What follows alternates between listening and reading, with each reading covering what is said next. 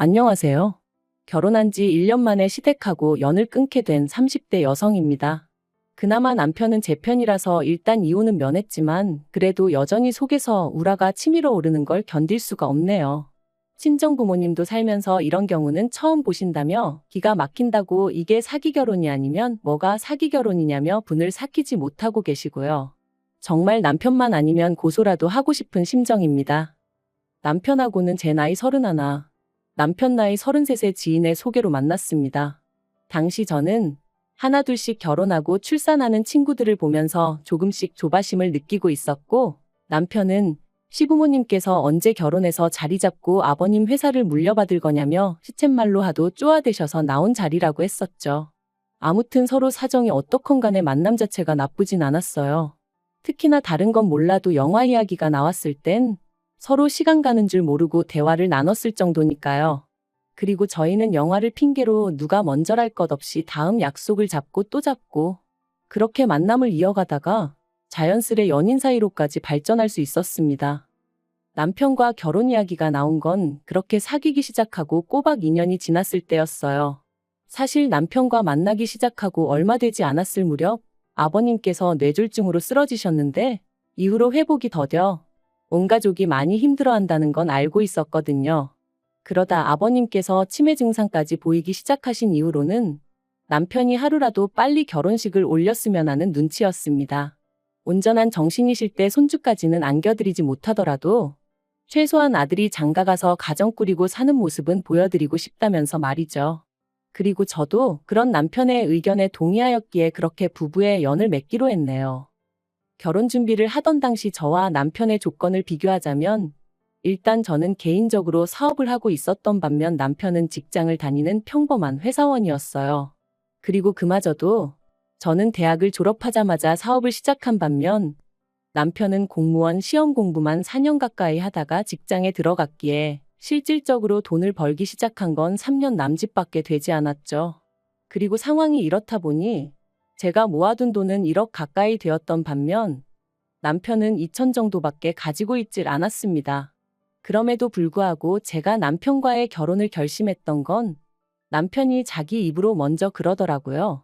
결혼하고 나면 아버님께서 당신이 하시던 사업을 남편에게 물려주기로 하셨고 또 시부모님이 땅을 좀 가지고 계신데 그것도 남편에게 주신다 하셨다고요. 그래서 속물처럼 들릴지 모르겠지만 결혼해도 괜찮겠다는 생각이 들었습니다. 게다가 상견례 자리에서 어머님이 먼저 이런 말씀을 꺼내셨어요.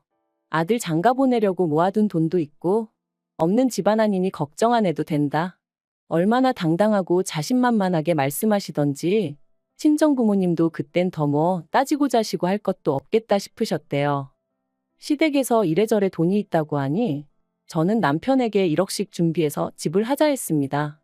저는 제가 모아둔 돈이 있었고 상견례 이후로도 시부모님은 남편을 통해서 몇 번이나 필요한 만큼 지원해 주실 수 있다는 식으로 말씀하셨기에 1억 정도는 크게 무리되지 않을 거라고 생각했어요. 그리고 남편도 흔쾌히 알겠다고 그렇게 전하겠다고 했는데 며칠 뒤 뜻밖의 이야기를 꺼냈습니다. 시부모님께서 집을 아예 사주고 싶어 하신다고요. 처음에 딱 그 이야기를 들었을 땐 놀라움과 기쁨 그리고 당황스러움이 동시에 느껴졌어요. 요새는 남자 쪽에서 집을 해오는 경우가 거의 없다 들었고 저도 애시당초 그런 기대가 없었으니까요. 그리고 또 한편으로는 지나친 기우인가 싶기도 했지만 해주시는 것만큼 바라시는 게 많으시면 어쩌나 하는 걱정도 되었죠. 그래서 친정 부모님과 상의 끝에 마음만 감사히 받기로 하고 집은 처음에 얘기했던 대로 반반씩 부담했으면 싶었어요. 그래서 이 뜻을 남편을 통해 다시 시부모님께 전했고요. 그런데 얼마 후 어머님이 따로 한번 만나자며 연락을 해오셨습니다. 회사 앞으로 오신다는 걸 그건 경우가 아닌 것 같아 남편과 함께 시댁에 갔죠. 어머님께서는 저를 보시고는 잘했다 잘했다 하시더니 해준다고 하면 감사합니다 하고 받으면 되지 왜 그렇게 싫다고 난리냐며 웃으셨어요.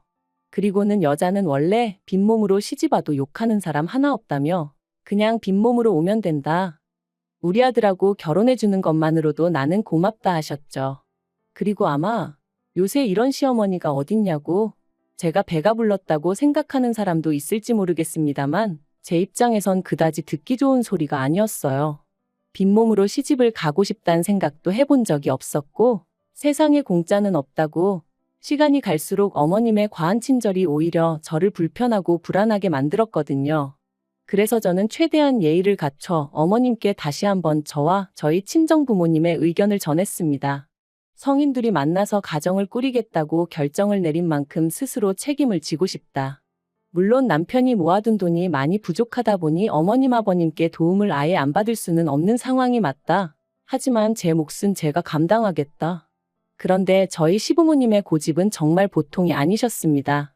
어머님께선 제 손을 꼭 붙드시곤 제가 고생해서 벌었다는 그 돈은 잘 가지고 있고 시부모인 우리 볼낯이 없어서 그러는 거라면 혼수나 좀 신경 써서 해오라고. 그러면서 여자가 결혼을 하더라도 자기 돈 얼마는 쥐고 있어야 서럽지 않은 법이라며 남편한테 너무 시시콜콜 다 말해주지 말라시대요. 그리고 저는 이 이야기를 들었을 때 제가 정말 행운아인 줄 알았습니다. 마음 넓고 며느리를 정말 딸같이 생각해 주시는 어머님을 만났다고. 저는 정말이지 어리석게도 어머님이 진심으로 저를 생각해 주시는 줄 알았다니까요. 그렇게 결국 시부모님이 1억 7천짜리 아파트를 하나 사주셨는데 명의는 당연히 남편 명의였습니다. 그리고 여기까지도 저는 어떤 불만 같은 것도 없었어요. 하지만 이후의 일들로 저는 조금씩 이게 맞나 하는 의구심을 갖게 되었습니다. 원래 제가 신혼집으로 들어가고 싶었던 집은 비록 신축 아파트는 아니었어도 방 3개, 화장실 2개는 되는 그런 아파트였어요. 그리고 그런 아파트는 서울이 아니라고 해도 2억으론 부족했기에 저희 2사람 돈의 대출을 받아 보탤 계획이었죠. 하지만 시부모님께서는 당신들이 사주는 집이라는 이유로 제 의견은 크게 개의치 않으셨고 결국 시댁에서 멀지 않은 곳에 위치한 빌라를 사주셨습니다. 그리고 저에게는 혼수는 안 해도 된다며 대신 리모델링을 하는 게 어떻겠냐 하셔서 얼떨결에 그 빌라에 4천만 원이란 큰돈을 시쳇말로 쳐바르게 되었죠. 그런데 막상 리모델링을 마치고 나니 그래도 이제 좀 새집 같은데 냉장고나 세탁기 같은 건 남들 보는 눈도 있으니 좋은 걸로 했으면 좋겠다 하셨고 그래서 또 울며 겨자 먹기로 1,000만 원 가까운 목돈을 쓰게 되었습니다. 참고로 원래는 제가 자취하면서 쓰던 냉장고랑 세탁기도 사이즈가 작은 것도 아니고 그렇게 오래된 것도 아니다 보니 그냥 계속 쓰려고 했었거든요. 그리고 말이 나왔으니 말이지만 1,000만 원 가까웠던 결혼식 비용도 제가 부담했어요. 집을 해주신다니까.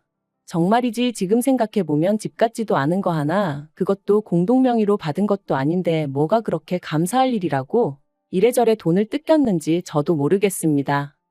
하지만 더 큰 문제는 결혼하고 3달쯤 지나서부터 불거져 나오기 시작했어요. 아버님의 건강 문제로 남편이 원래 계획보다 조금 더 일찍 아버님 사업을 물려받게 되었거든요. 회사는 당연히 관둬야 했고요. 그런데 아버님이 하시던 사업이 무엇이라고 제가 여기다 밝히긴 어렵지만 직장인들이 월급 받듯이 매달 수익이 정산되는 구조가 아닌 거예요. 게다가 문제는 그뿐만이 아니었죠. 시부모님께선 당장 남편이 저한테 1원 한 푼 가져다 주지 못하고 있다는 사실을 뻔히 알고 계셨음에도 불구하고 매달 생활비와 용돈을 명목으로 100만 원씩 보내줄 것을 요구하셨거든요. 그리고 그 이유가 이게 다 당신들이 저희 집 사주느라 이렇게 된 거 아니냐며 그 소리를 듣는데 말 그대로 속이 터지더라고요. 누가 사달라고 한 것도 아닌데 먼저 돈이 있는 집이네 어쩌네 하시며 꾸역꾸역 사주겠다 하시고는 사주셔놓고 그 뒤 후폭풍은 우리더러 감당하라 하시니 아니 이것도 말이 좋아 우리더러지. 솔직히 당시 제 심정은 시부모님이 싼 똥 저 혼자 치우고 있는 기분이었어요. 저 혼자 멋빠지게 벌어서 그 돈으로 시부모님 뒷바라지하고 생활비 쓰고 말 그대로 나날이 한숨만 늘어갔네요. 그래도 제가 참고 견딜 수 있었던 건 보통 10월이면 그의 수익이 정산된다 했고 그러면 숨통이 좀 트이겠구나 싶었기 때문이에요. 그리고 다행히 지난 10월 남편 말대로 거래처로부터 정산이 되었어요. 저는 남편에게 지난 1년 동안 정말 고생 많았다고 수고했다 했죠. 여담이지만 아버님이 사업장을 물려주시긴 했어도 편찮으신 이후로는 관리가 제대로 되지 않아 거래처도 많이 떨어져 나가 있었고 그 외에도 여러 가지 정리되지 않은 것들이 많아서 남편이 야근은 물론이고 주말에도 걸핏하면 사업장에 나가봐야 했었습니다. 신혼이지만 남들이 생각하는 그런 신혼을 보내지 못했다고 해야 할까요? 아무튼 그래서 정말 감개무량했는데 바로 다음날 어머님께 연락이 왔습니다. 정산된 수익을 전부 다 당신 통장으로 보내라고요. 황당하고 어이없고 기도 안 차서 도대체 그 이유가 뭐냐고 여쭈었습니다. 지난 1년 동안 남편이 열심히 번 돈이고 이제 저희도 그동안 마이너스 나고 했던 부분들을 메꿔야 하는데 왜 어머님께 돈을 보내드려야 하느냐고요. 그랬더니 어머님이 그 사업장을 남편에게 물려줬다고 해서 모든 권리를 넘긴 것은 아니랍니다. 일을 제대로 배우라는 뜻으로 사업장을 넘겨준 거지. 아직 어머님이나 아버님이 보시기엔 남편이 일을 배우려면 한참 멀었다면서 돈 관리도 당분간은 어머님이 해주실 거니 저더러 아무 신경 쓰지 말고 걱정도 하지 말랍니다. 그리고는 덧붙이시기를 제가 돈도 잘 버는데 왜 돈이 마이너스가 났냐면서 용돈 좀 줄 거냐고 그러시대요. 용돈이라니 다시 한번 황당해서 말이 안 나왔습니다.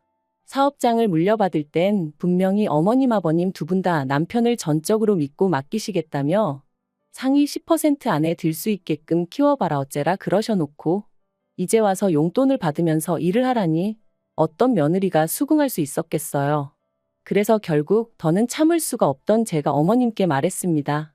정식으로 물려받은 사업이고 그래서 남편도 이제 자기 몫이다 생각해서 발바닥에 불이 나게 동서남북을 뛰어다녔다. 그런데 이제 와서 용돈이라니.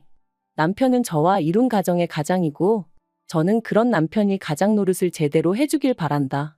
마마보이도 아니고 어머님 말씀대로 좌지우지 되는 꼴은 전 죽어도 못 본다. 저도 한번 말이 나가기 시작하니까 그간 속에 맺혔던 말들이 줄줄이 나가대요. 여담이지만 솔직히 지난 1년 동안 어머님 때문에 저도 나름대로 마음고생이 심했습니다. 결혼할 때 분명히 저는 제 사업을 하는 사람이고 그렇다 보니 남편 일정과는 별개로 저 또한 바쁜 하루하루를 보낸다는 걸 몇 번이나 말씀드렸었는데 막상 식을 올리고 나니까 이후로는 걸핏하면 그래도 남편이 출근할 때 아내가 따뜻한 아침 밥상 정도는 차려줄 수 있어야 된다거나 한 번은 더러워진 남편의 구두 앞코를 보시고는 저더러 이런 건 네가 그때그때 닦아놔야지. 안 그러면 남들이 남편이 지 마누라한테 제대로 대접도 못 받고 산다고 너 게으르단 소리 듣는다고 그런 말씀을 하시기도 하셨죠. 그뿐인가요? 말이 나와서 말이지만 저 시집 올 때 앞서 말씀드린 대로 몇 천만 원이란 돈을 어머님 때문에 얼렁뚱땅 써버렸어요. 그런데도 친척들이나 지인분들 앞에서 아무렇지도 않게 우리 며느리는 몸만 왔다. 내가 그러라 했다. 우리 며느리는 땡 잡은 거다. 그런 말씀을 하셨는데 솔직히 얼마나 기분이 상했는지 모릅니다. 그렇다고 그럴 때마다 제가 왜 빈몸으로 왔냐고 리모델링도 하고 혼수도 하고 할 거다 했다고 정정을 할 수도 없는 노릇이고 그래도 그럼에도 불구하고 남편 하나 믿고 어머님 말씀은 그러려니 하며 버텨왔는데 이젠 뭐 용돈 받아 생활하라니 미치고 팔짝 뛸 노릇이었죠. 그런데 어머님께선 이런 제 속마음을 아시는 건지 모르시는 건지 계속해서 하시는 말씀이 당신이 집도 해줬고 사업장도 물려줬는데 그리고 나중엔 땅도 줄 건데 돈도 당신이 잘 관리해서 목돈 만들어 줄 건데 뭐가 그렇게 이해가 안 되냐면서 그리고는 너 시집 오기 전에 모아둔 돈이 1억인가 있었다면서 그걸 다 썼냐고 그건 아닐 거 아니냐면서 일단 그 돈으로 생활비하고 그러면 되는 거 아니냐입니다. 게다가 또 덧붙이시기를 나는 너 아무것도 없이 덜렁덜렁 몸만 시집 왔어도 어디 가서 네 욕 한번 해본 적 없다 하시면서 참고 기다리면 어련히 알아서 챙겨줄 거니 그만 징징거리라나요. 저는 도무지 화를 참을 수가 없었습니다. 그래서 왜 자꾸 빈몸으로 시집 왔다 하시냐고 저 빈몸으로 오지 않았다고 소리를 질렀죠. 처음부터 반반부담으로 집하겠다고 했는데 어머님이 극구 말리셔서 못했다고 그래놓고 막말로 집도 제 마음에도 하나도 안 드는 집으로 해주시지 않았냐. 게다가 명의도 보란듯이 남편 명의로 딱 해놓으시고 그리고 나서는 티 안 나는 거 세월 지나면 똥 되는 거는 다 제 돈으로 하라시고 지금도 보라고 남편이 번 돈은 어머님이 다 가져가셔서 관리하시겠다 하고 제가 버는 돈으론 생활비 하라시고 이게 말이 되냐. 너무 기분 나쁘고 싫다 했습니다. 그리고는 앞으론 제가 버는 돈을 저축하고 남편이 벌어오는 돈으로 생활비를 해야겠으니 그런 줄 아시라 했어요. 그랬더니 어머님은 어머어머하시며 제가 뭘 오해를 해도 단단히 오해를 한 거라셨는데 오해는 무슨 막말로 이러다 남편이랑 저랑 이혼이라도 하게 되면 저는 개털인 거잖아요.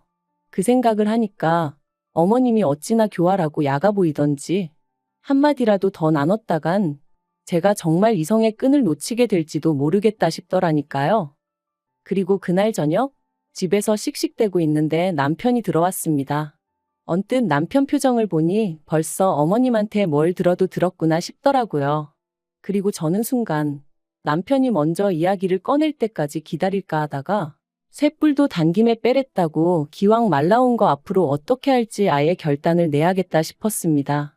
그래서 남편더러 앉아보라 하니까 남편도 멈칫하더니 이내 그래 얘기 좀 하자며 자리에 앉더라고요. 저는 남편에게 단도직입적으로 말했습니다. 당신이 만약에 들어온 수익을 전부 어머님한테 보내드린다면 나는 당신하고 더는 같이 살 자신이 없다. 까놓고 말해서 당신이 무슨 머슴도 아니고 일은 혼자서 죽어라 다 하고 왜 그 돈을 어머님한테 드려야 하는지 모르겠다. 게다가 이제껏 생활비니 뭐니 받아가신 건 뭐고 그러면 당신은 용돈 받아가며 일하고 나는 나대로 돈 벌어서 또 생활비도 드려야 된다는 이야기인데 이게 말이 되는 소린가? 지나가는 사람들 붙잡고 물어보라고 그랬죠. 그러자 남편이 제 눈치를 살피더니 자기도 지금 저만큼이나 어이없고 화도 나고 그렇답니다. 그러면서 자기가 어떻게 했으면 좋겠냐고 하대요. 어머님은 계속해서 마누라 말은 들을 거 없고 당신 말만 들으면 된다고 내가 땅도 줄 거고 막말로 시부모님 두 분 다 돌아가시면 재산이 어디 가겠냐고 다 저희 몫인데 뭐가 마음에 안 들어서 제가 그 난리인지 모르겠다 하셨다나요? 저는 남편에게 나는 당신이 정신적으로든 경제적으로든 부모님으로부터 완벽히 독립한 건강한 성인 남성이길 바란다 했습니다. 그래야 나도 당신을 전적으로 믿고 아이도 낳고 우리의 가정을 꾸릴 수 있지 않겠냐고요.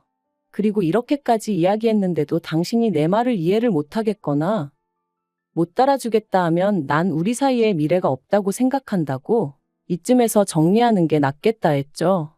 그랬더니 남편이 왜 이렇게 극단적이냐면서 자기는 저랑 못 헤어진다고 일단은 어머님과 거리를 더 보겠답니다. 돈도 안 보내드릴 거고 대신 어머님이랑 얘기해봐서 사업장도 안 받을 수 있으면 안 받고 직장을 구하는 편이 낫겠다 하대요. 그래서 그러라 했어요.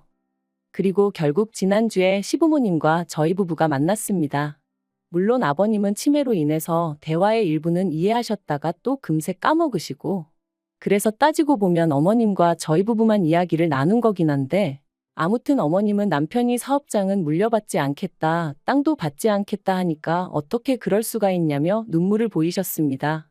아버님이 아시면 얼마나 속상해 하시겠냐면서. 그리고는 이게 다 저 때문이라면서 아내가 돼서는 남편을 옳은 길로 안내해야지. 어떻게 부모 뜻을 거스르게 하냐.